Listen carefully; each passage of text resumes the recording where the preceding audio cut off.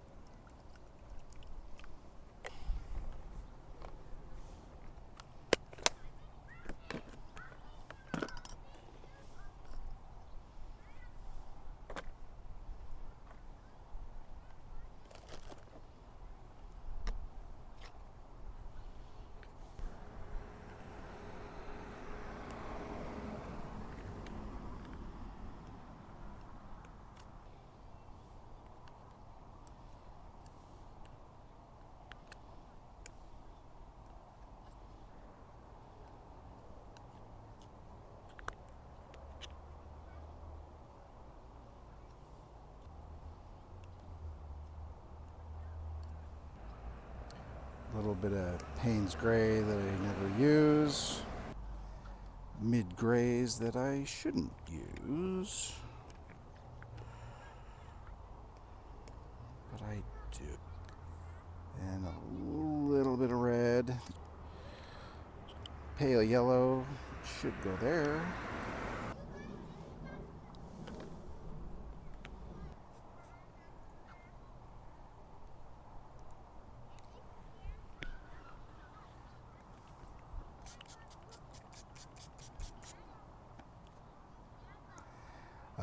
Usually I do the underpainting stuff first, which I will do, and then I will put down the white.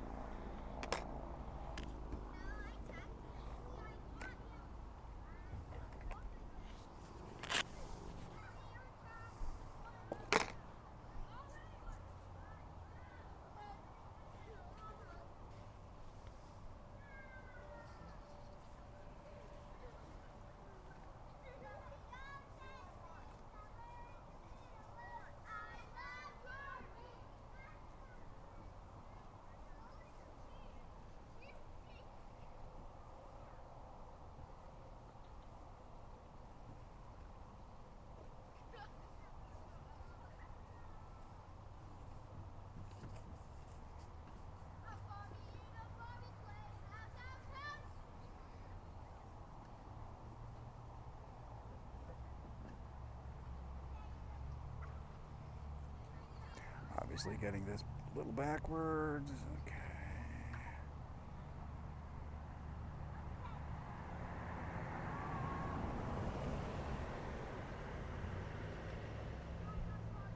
I'd really love to get that mountain in there. I'm gonna fudge it.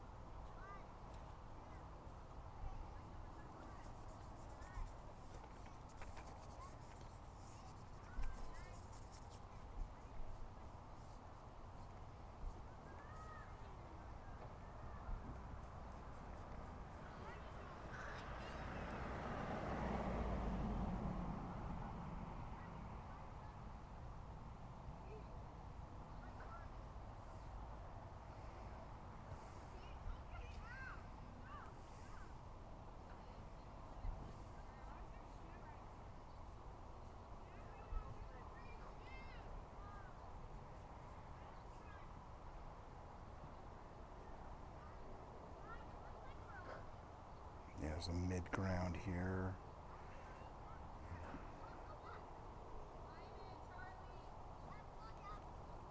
So there's actually this crazy mid-ground going through there, which that's going to be fun to paint. And then the foreground comes this way, and there's a couple of big houses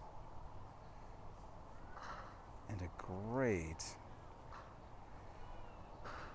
mountain range behind here. So I might just take that. Jeez, you could totally do that. Oh man, there's so much cool stuff going on. Can we do it?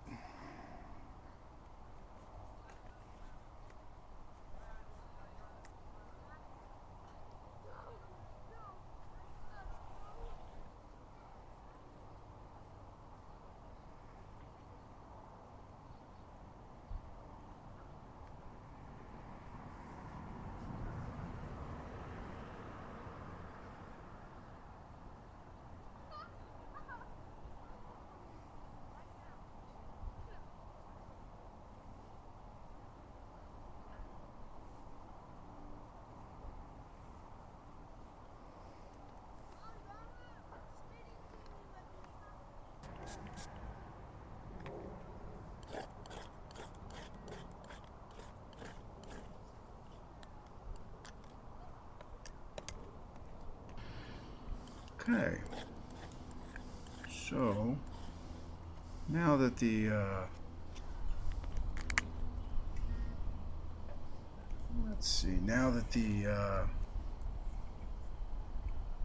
sketch is done, and we're applying the white to the palette, I figured I'd start talking about what's going on to some nice, soothing jazz comps. Just playing around. So let's start with the white and gray. Oh, and we're mixing our main complement as usual. It's what's going on between the ultramarine and burnt sienna.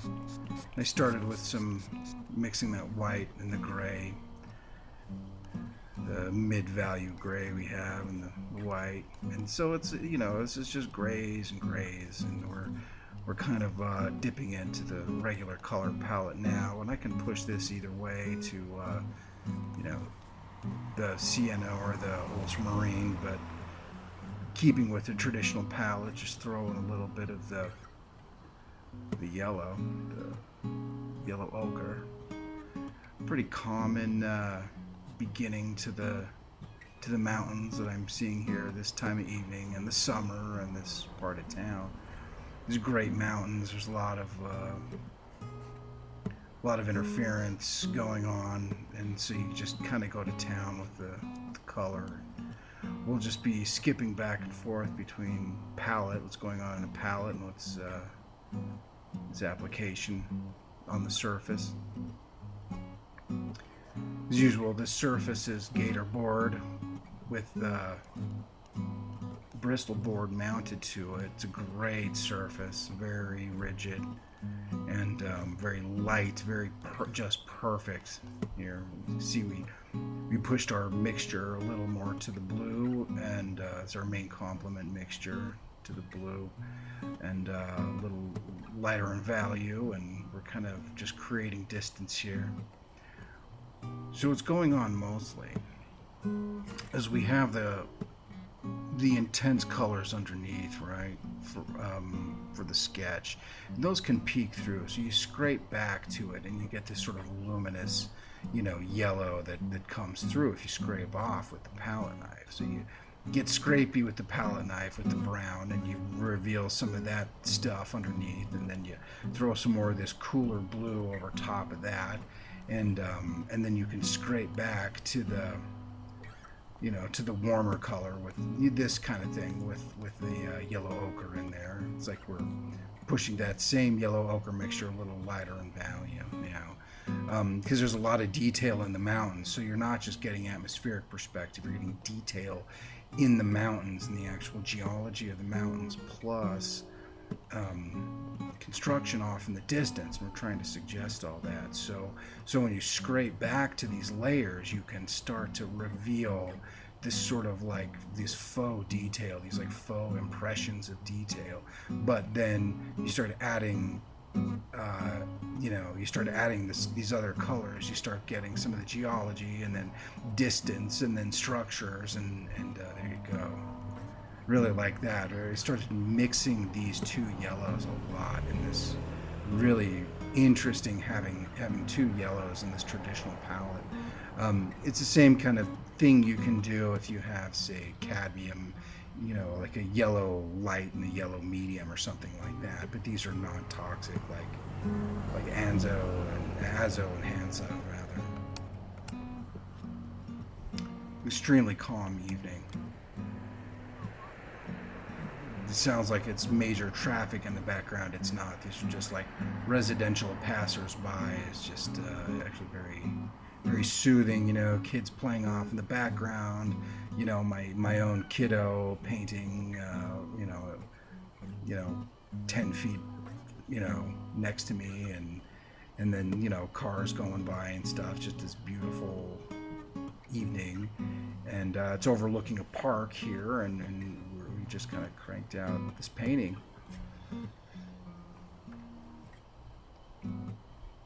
We're just hovering around that mixture, that same mixture.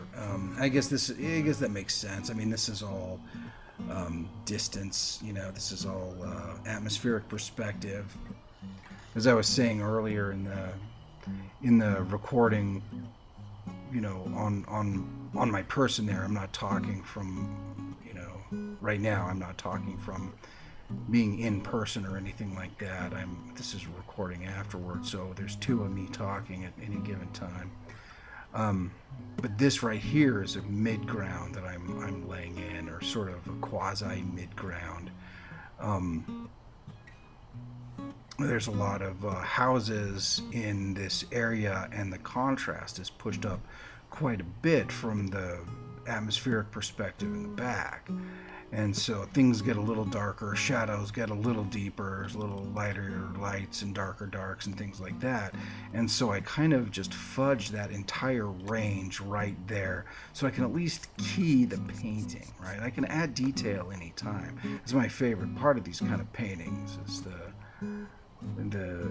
is adding the detail of urban and suburban life, human built structures and things like that.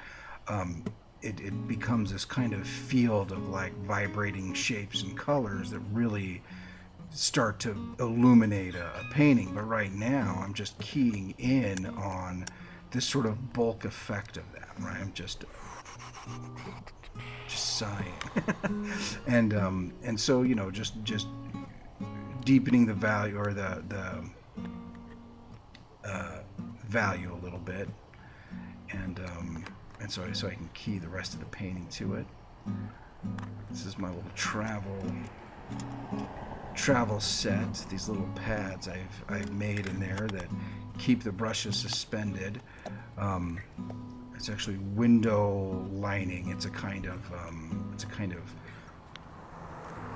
sort of three-dimensional tape. It's like this sticky tape with some body to it, and you kind of cut pieces, and I just laid it in there to suspend these brushes. So my usual, I rarely deviate from these two brushes lately. It's like that mini palette knife. It's this little flat brush and this scrubbing brush, and I usually start with the scrubbing. So I've kind of started to key in on a system. Here's your scrubber. There's a little of that lower value thing. Let's see where we put this. I've got some idea going on. Yeah, it's amazing what you can do with just those three colors. Ultramarine, burnt sienna, and yellow ochre with white.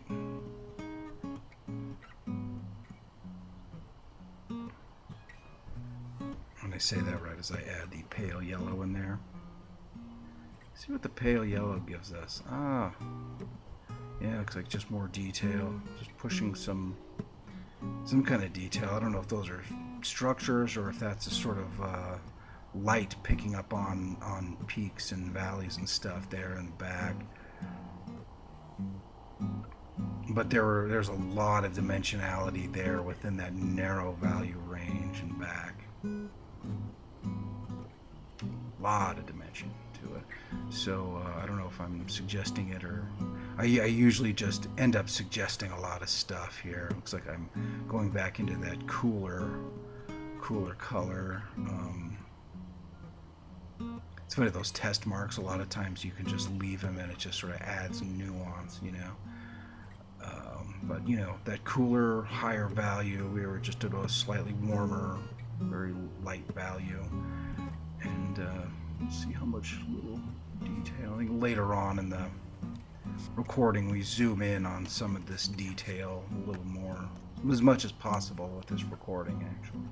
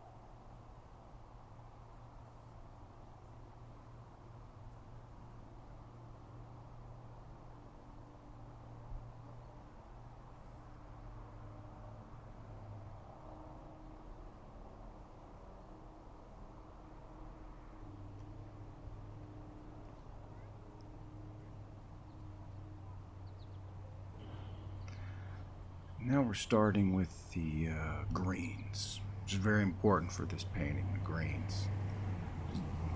All good by me, right? Because I've just like quadruple, just expanded the types of greens which are possible with this palette by adding an extra yellow and a turquoise, phthalo turquoise. And now there's just so many greens which are available. I used to just use the pale, and that was it at the beginning of this sort of exploration of all this plein air stuff. And then I added this yellow light, or the yellow light's the pale. Just I think yellow medium is the sort of warm yellow. Anyway, and with the phthalos and with it's just outrageous how many greens are possible with this. And so the strategy usually, and you'll see this, like how often I'm mixing. First of all, I'm not going to get into the science of mixing so much, because in the end, like, you just have to see the green. You have to see if it's warm or cool, and then you have to see what the painting may need, that kind of thing. And you'll get. I mean, anyone gets it. I'm assuming that, you know, you're a painter wanting to know what the thinking is like of, painters or why. That's how I watch YouTube. I just like watching painters, and I want to hear their thinking. So I don't mean to act like you don't know what your paint is. It's just kind of the attitude that comes out when you're explaining your stuff. Most I think artists I know teach on the side or have taught or something like that, just because it's kind of a thing that needs to be passed on, right? There's really interesting stuff that you can do with this. You can get a cool, like a phthalo turquoise. I mean, it's outrageous, but you could mix a warm yellow in with a very cool blue, and that's different than if you use a warm blue like the ultramarine and mix in a cool yellow, like and then just like do the math. Like your possibilities are endless, So, and what you can see is like, I mean, that pool of green I just laid down at the back, it was almost just like covering the canvas, just covering. I wanted to cover the stuff at the bottom, and I don't even remember how much it's altered, but by the end. But I know that this ridge line here, there's a couple. There's just sort of like I was saying, like a quasi mid-ground and then a foreground, but it's not as as the foreground. There's a lot of these sort of like sub layers of this, which is kind of why it's so interesting. But you'll notice how, I mean, this is like 1 or 2 strokes per green. Like you're always remixing, you're always varying the greens, and this is all like mid to high value green, right? I mean, there's a whole new thing that starts to happen with the dark greens when I start in with the trees. Let's see what we're doing. Look at this. This is a pavement. It's like a court of some kind. It's like a tennis court or something like that. And you can just see it's a kind of. I mean, it looks very gray on the palette, right? You put it down and it's suddenly like a very kind of luminous blue, a shadow, even a shadow blue. It's like this super high register, or high value.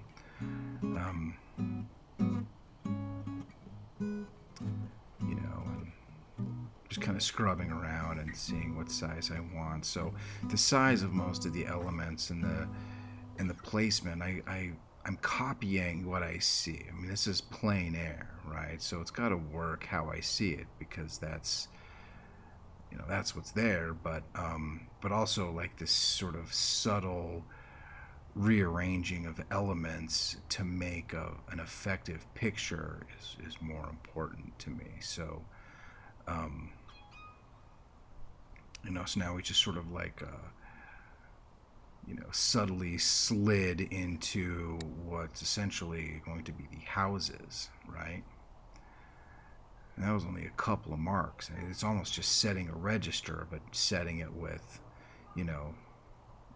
all in the family colors. Like we're not deviating very much. You see the pools of color that are being created, and here we go with the sort of like darker greens. It's some of the same, dipping into the same complement pool between the ultramarine and the burnt sienna. So of course we're sharing that with the tree green and with the structure, like the house, shadows, or the dark sort of first layer of the houses, and so like we're never straying too far from this family of colors, and these pools get kind of larger and larger, and we don't. I mean, I just, I almost cringe sometimes when I see a giant pool of color mixed, and then I have to like wash off the whole brush, and I'm just like watching the dollars mix away. Although when I'm painting, I'm never thinking about that. Okay, you just burn through. You just do what you got to do. And your first brush was your fingertip. The first brush for those with the opposable digits.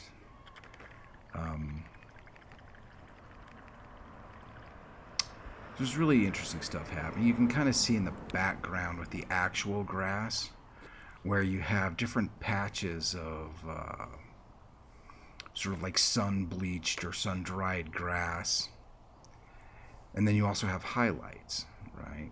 So we start to get really odd overlapping greens, or highlights don't necessarily match the lightest color. So you'll see it evolve through where I'm trying to just pay sort of some kind of subconscious service to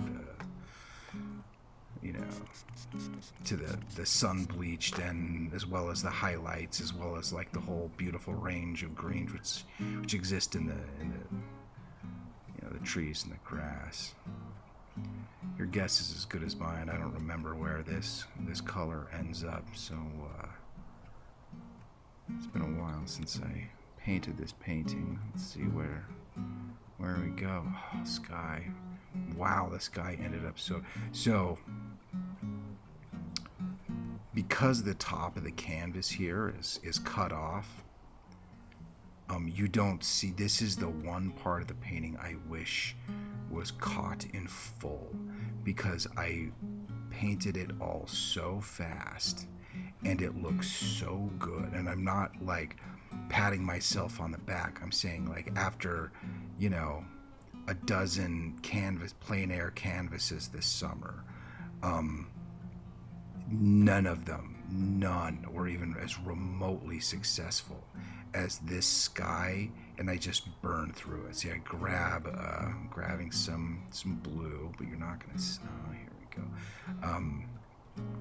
These mountains exist in slightly different places, or if you move your head a little bit, or from a slightly different vantage, these distant sort of hills rather start to kind of silhouette the structure of the houses, right?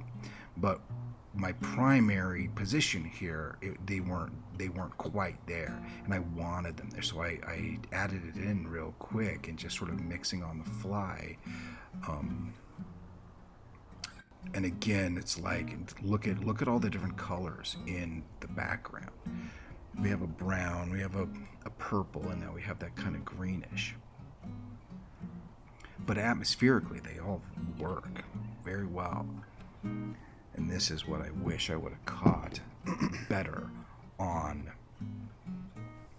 the paint. That was me in the real world, in the IRL painting timeline, clearing my throat. I'm drinking coffee here.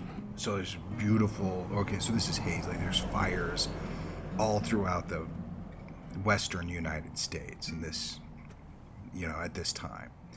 And so, like, the atmosphere is very hazy and very orangish, but then you have these beautiful sort of sky peeking out at the top, right? And then these like pale highlights that are coming, on the that go on the clouds, right? And then this sort of like horizon color that's slightly more luminous is like this sunset's trying to like power its way through the haze, you know what I'm saying? But it's all very subtle, and it just jumped onto the canvas. So it's like you can't even take credit for it, one of those things where it's just like, how the hell did that work so well? And I'm so bummed I didn't capture it, but you can see how fast it went. It's like, are we almost done here? I don't know. To see, this stuff dries so fast. All that beautiful green and whatever we've been mixing is like gonna have to be treated with some hostility there.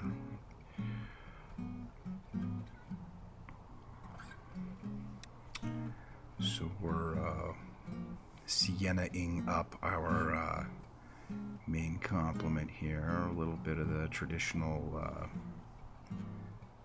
sort of yellow ochre there with some of the pooling, some of the other colors that kind of pool together. We're just using it as value, almost not a scientific sort of color mixing, but I know I'm within my color range, cottage, right? I'm within my beautiful palette here. So time to start fleshing out some of these shapes. It's really interesting. I don't want to paint a cottage. I don't want to get too literal with the structures, right? I mean, I end up throwing in a silhouette of a roof. It was kind of an interesting silhouette, and I just kind of kept it. But a lot of it stays very mushy. I like panels floating. I like things like that. I don't want to get too cottagey. I've seen too many painting. You know, I watched Bob Ross from the time he was actually on TV. You know, I love his work, but you know, you find you, and I'm not saying like as some, you know, I mean all the artists who went to art school or whatever are gonna like cringe at that, but that's not why I like Bob. I like Bob Ross because he as a kid watching it's like watching magic, and then later when you get trained in like higher level stuff, you know, you start getting some perspective on it. But one of the criticisms you find in the art world, and that you catch on very quickly with, is that you end up with these like boxy cottages, right?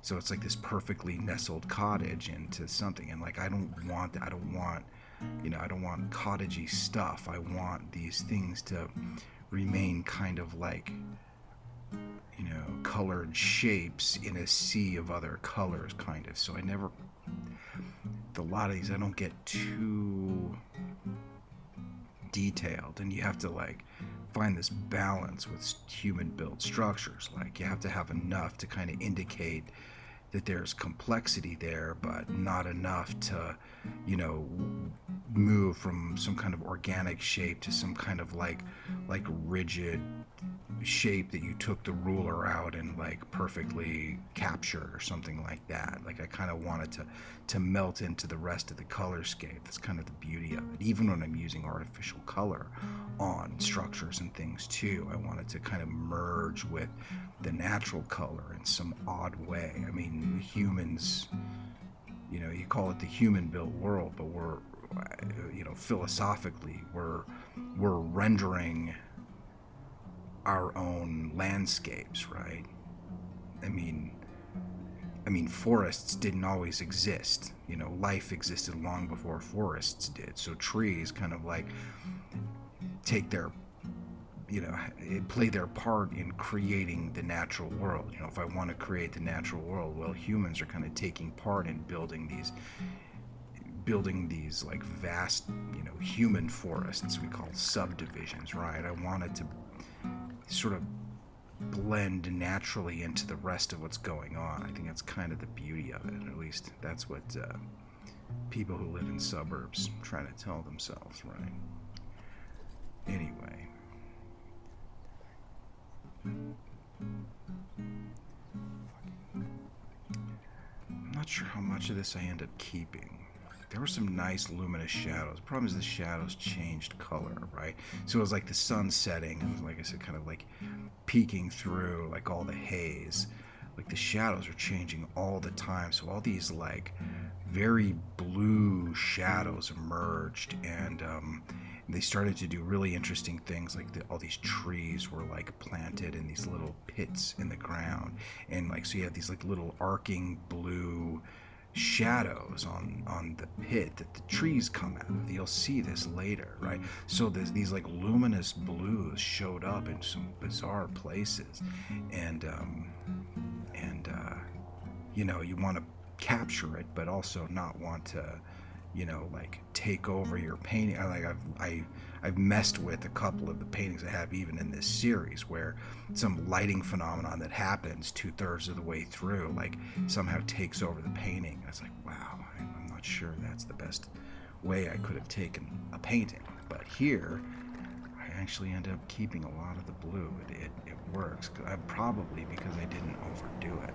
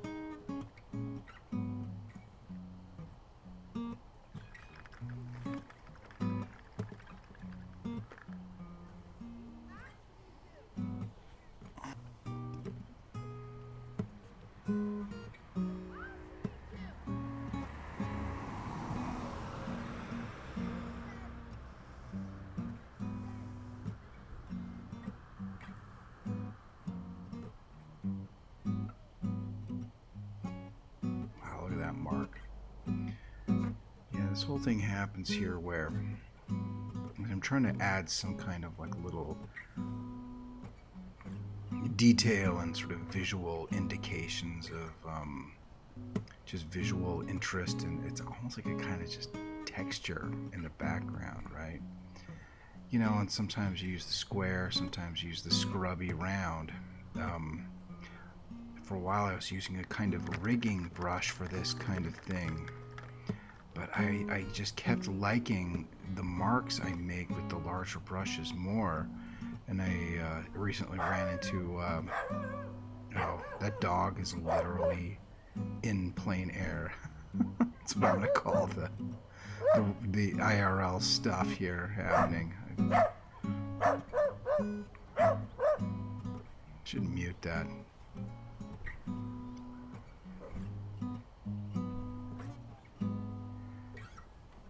Anyway, I heard this is some kind of philosophy of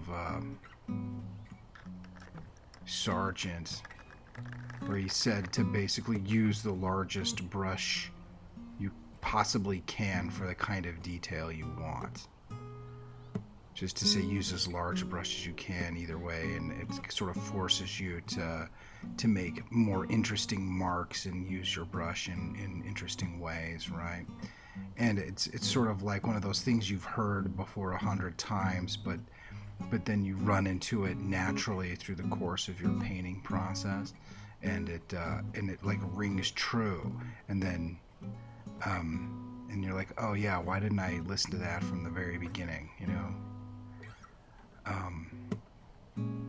So that's kind of what's going on. I mean, this is, you know, a big, you know, non-detailed scrubbing kind of brush, but you could literally paint the whole painting with this thing. So here we're putting in the blues again. We're going to see some essentially just floating indications of shadow, of these like luminous shadows, but they're going to pop up places, you know. You can already see like how many times we've altered the green throughout. Well, now we're going to throw a shadow in there. This is what I was talking about before with these sort of divots that all the trees were growing out of. They have this little weird shadow, and it's just kind of this color phenomena, you know. It's just this color reality that just happens, you know. It's kind of interesting.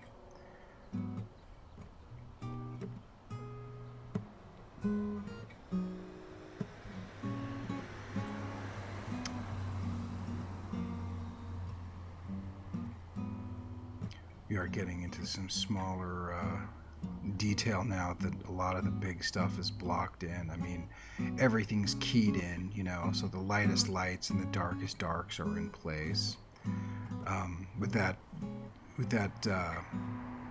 sort of green patch to the left, right to the left of the sort of court, that was kind of the last little block in place, you know.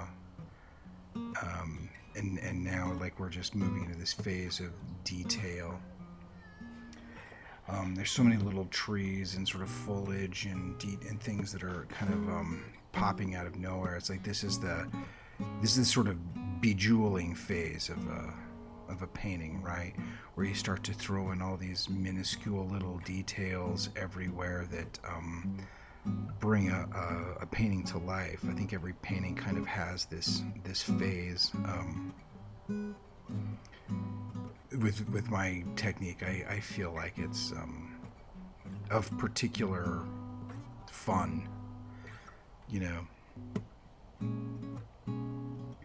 We're going to start defining all these things because all these forms are in place, and now I can sort of push highlights like this highlight right here. There was this strip of grass way off in the distance that kind of kept changing light or changing color with the light. But you can see how just laying that in the background kind of creates a whole new like layer of depth. Just this like couple little marks. I mean, but of course, as like the evening wears on, not only am I going to start ornamenting or bejeweling things, right? I'm going to really start pushing space, which means a lot of the colors. I mean, these are traditional, for the most part, traditional colors. I mean, the warm yellow is like an azo yellow and can get pretty darn intense, right? And if you start using that with, you know, a phthalo, anything, you're going to start getting these like high, you know, very high chroma colors, right? But not all chroma is equal, especially in like evening light. So, you know, we'll see how it goes here as we're pushing highlights, but eventually I'm going to realize that the mostly traditional colors here aren't necessarily going to cut it with the highlights. And I don't think I've quite realized it yet. Switch to the flat. Now we're kind of modeling different colors. I mean, you see how many different colors are in the, you know, in the greens, in the grass. And now, you know, we start having these like sort of different colors which render, you know, texture and wear and all sorts of things on that court. And maybe start to, you know, start to make that a little more interesting rather than just a puddle, you know, just some shape sitting in the middle of the green. You know, we've got to ground it a little. Start to share some of those colors that exist in the rest of the painting.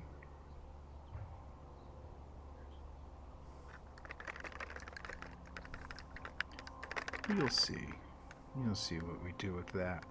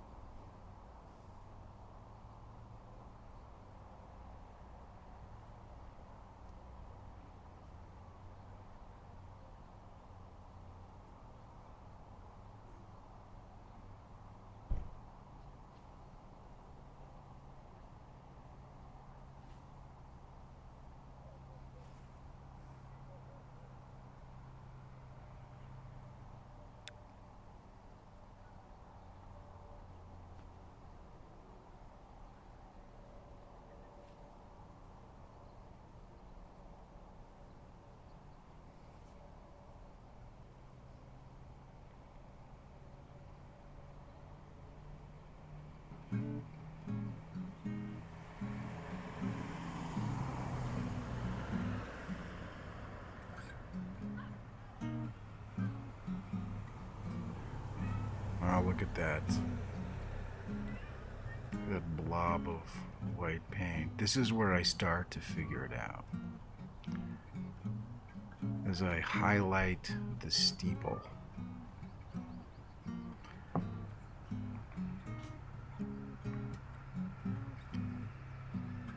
start to figure out that maybe the traditional colors aren't going to cut it. Because what happens, you start punching these highlights in a distance in an urban or suburban setting. Like, you just have these random objects out there that are just picking up a ton of light, just reflecting it right back in your face. So what you want to do is you want to get pretty pure stuff, and you can do this where you have a bright color, and you can smear some titanium white in there too, and you can throw a blob of something down, and it'll have a few different colors in it, but it's all very high chroma. It's not mixed, right? Very pure color. And that's something you do very late in a painting usually. And I threw a few of them out just to see where we're going here.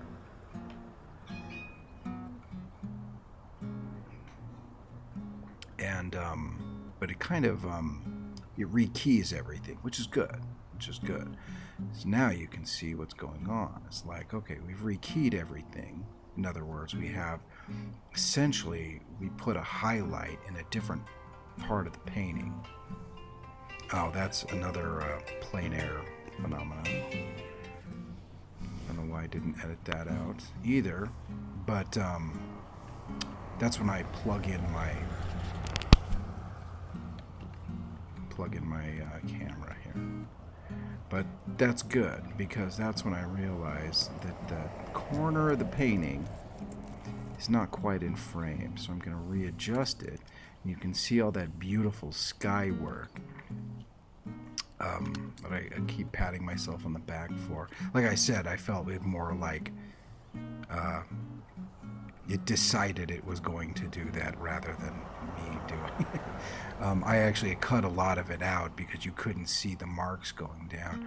But what I particularly liked about it is there was this ridge of Looks the like I'm going to end clouds. up using my nickel azo. Oh, that's Because this is it. Intense.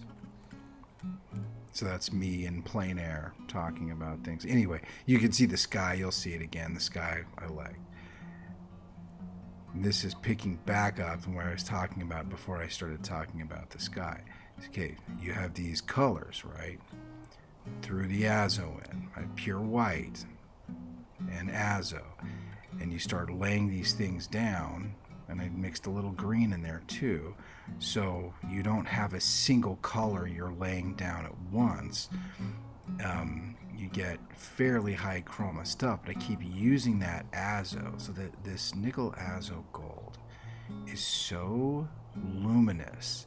It has to do with these transparent pigments that allow light to go through them and bounce off whatever's underneath and reach your eye again, and it's just this saturated color that's like unparalleled, right? But after I put in that blob of white, I rekeyed everything, just like that highlight in the bottom half of the painting. Suddenly you can start to see where all the other highlights should kind of be, which is like it's under the direct white reflecting back in your face, but much higher than a lot of the stuff that had already happened. So now I'm going back. Oh, the nickel azo gold. Let's see. Plein Air Shane talking. Let's see what he has to say.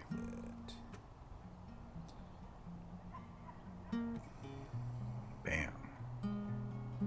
Like, look at how intense that is.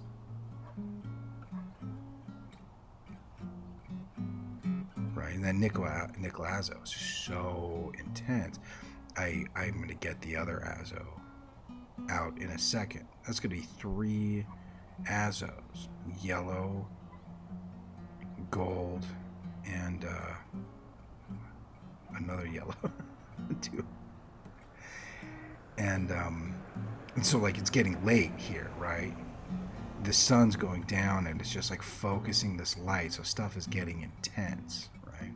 And like I said, you start throwing those azos in with the phthalo like I just did, and you start doing this white where you're not mixing everything thoroughly, you're very loosely, you want to lay 2-3 colors down at once that aren't perfectly mixed. And now I'm creating these new sort of emergent ridge lines, which is fine now because I have everything laid out. I have all this sort of like constantly moving color space around here already. Constantly, not moving colors, this properly placed depth, right? And now if I throw a highlight on there that just popped out of nowhere, it works, right? And everything needs a highlight anyway, but now the trees are taking form, and now there's this whole new ridge here that opened up that I'm gonna start to kind of wake up in that boundary, that space between the two houses. I'm not sure if it was there before. I don't even remember. All I know is not the gold. Yeah, so it's a yellow. Yeah, azo yellow, which looks brown.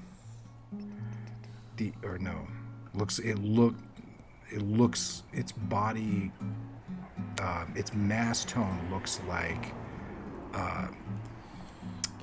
yellow ochre. Gold. The gold, the mass tone looks like sienna, burnt sienna, but it's not. They're both highly luminous. And then there's the nickel azo like medium yellow that we already had, which is the warm yellow.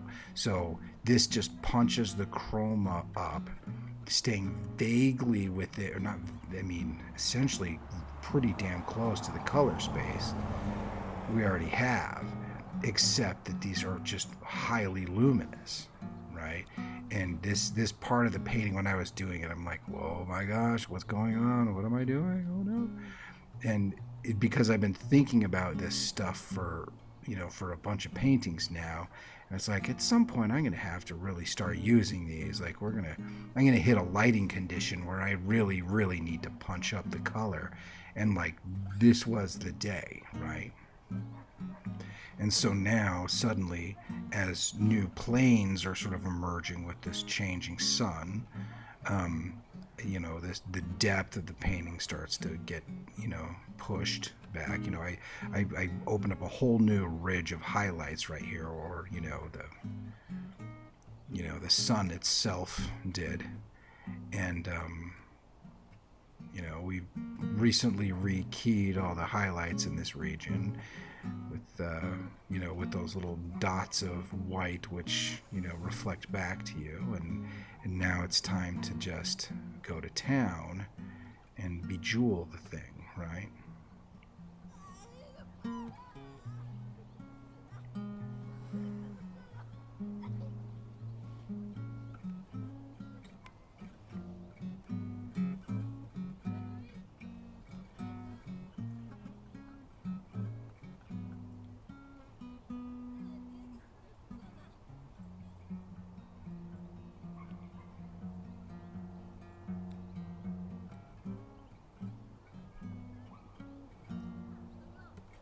And this is way keyed down.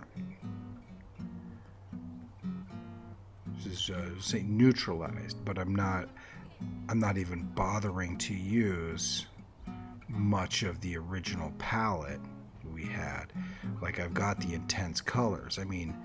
So now they don't just exist on the ridge lines. It's like you've got to kind of distribute them throughout here and there. And like that's fine. Like I said, I want these kind of floating planes. It's got really abstract. I'm going to talk about abstraction. You can have a whole abstract painting, or you can just have little sections and things which are abstracted. And right here, I'm just like picking out planes which exist, which are kind of like, for one reason or another, were like popping out of the shadow, but I'm not defining really what they are. I kind of want these floating planes just sitting there, and giving indications. It's a little bit like the detail off in the distance. It's like the accoutrements of middle class suburban life. There's all sorts of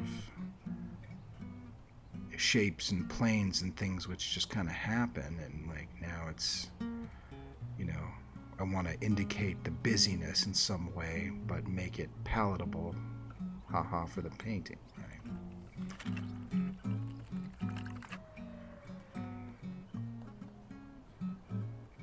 Again, that's the gold.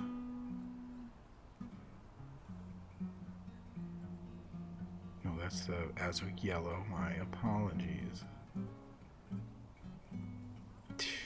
Throw a phthalo in a nickel azo gold, and it's just like you can flamethrow your painting if you're not careful with colors this intense, right?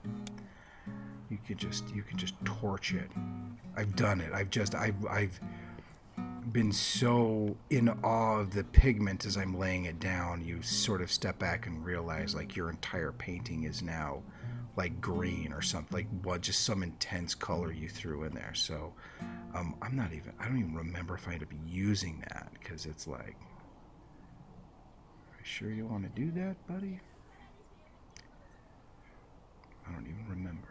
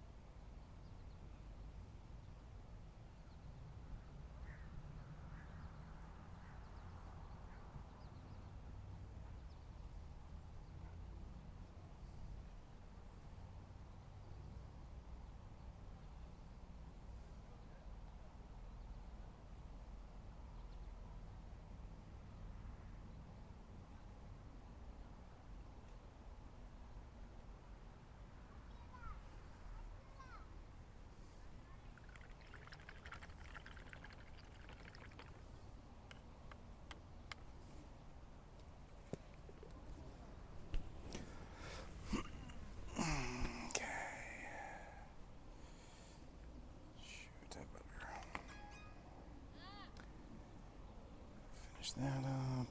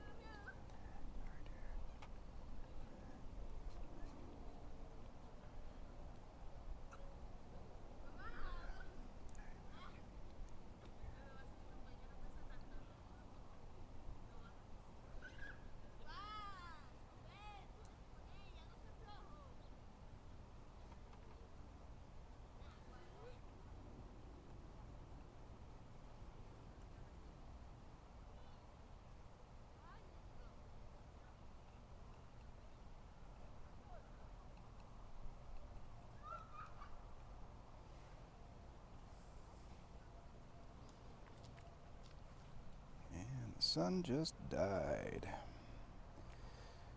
Went behind the mountain. Perfect timing.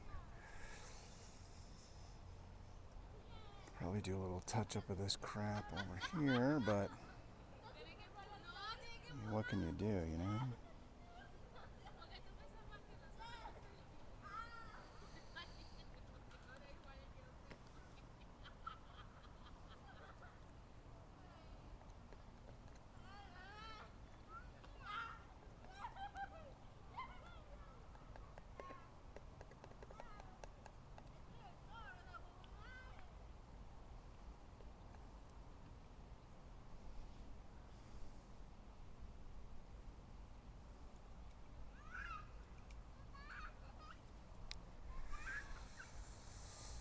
Well, there it is.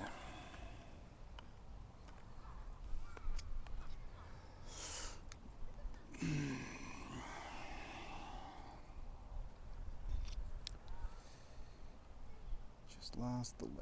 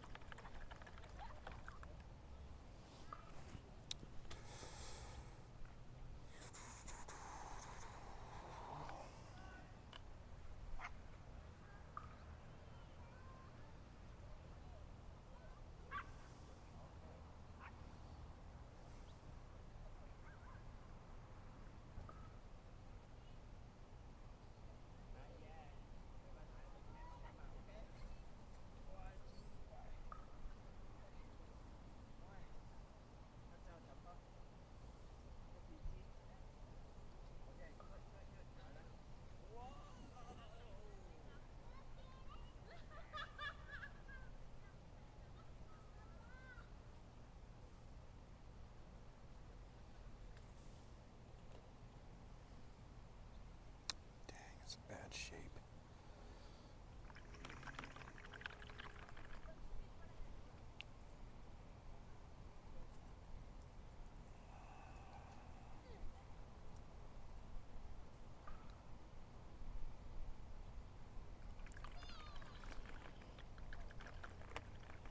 There we go. All right, I think we're done. Should have got a photo of it in its full glory. But it's just a quick painting. This was an hour and a half, and this is a lot of stuff going on. So take it as a win. Take it as a win.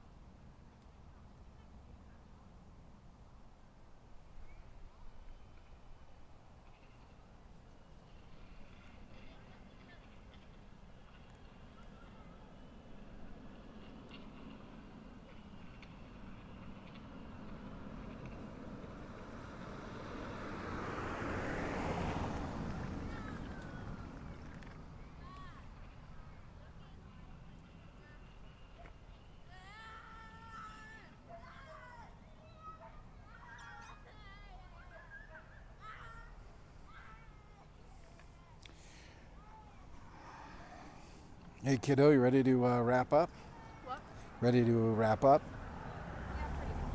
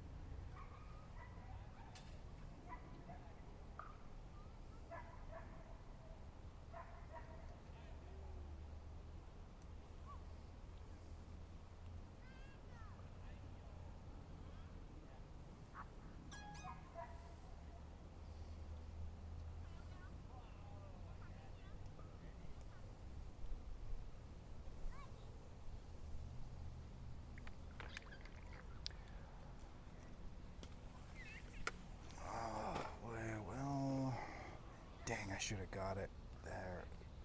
But it looks gorgeous now in the viewfinder, but it doesn't have any of the direct light. Hopefully there's enough here to maybe touch up some detail.